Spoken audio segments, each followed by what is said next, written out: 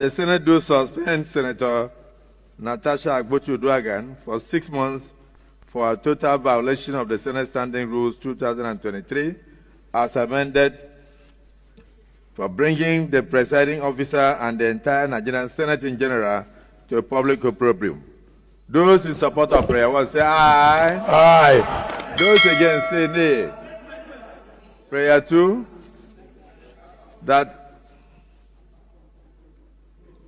for the Senate to consider lifting this suspension or reducing the tenure of the suspension, Senator Natasha and Akpabio shall submit a written apology to the Senate before any reconsideration by the Nigerian Senate.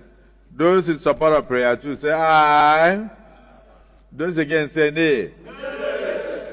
Child, Nigerians, how did we get here? How did we get to this very mess? I actually never wanted to mention anything that has to do with the issue between Akpabio and Natasha. But not until today, I bumped into this very video where the Senate President was actually presiding over a meeting in a red chambers. I'm not gonna lie, it was a big mess.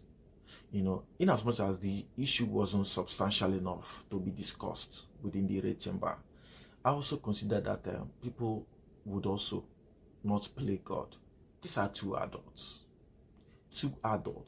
presiding over the affairs of how many millions of Nigerians. And today, they got the mess that they were supposed to actually clear and clean behind doors. I mean, how did we get here? This is very shameful, both international and nationally. Everyone is disappointed. This is not an issue that's even ought to be taken to red chambers. His colleagues decided to actually suspend Senator Natasha, for 6 months. For real, this is not it. Like, that is where that got me worried. The reason why I never wanted to share my plight about anything regarding this very issue is because I considered it as baseless, because we have a lot of nagging issues that should be discussed and talked about within the red chambers, but none of those issues are coming up. Adults seated in a room, discussing about sexual harassment between the members of the house.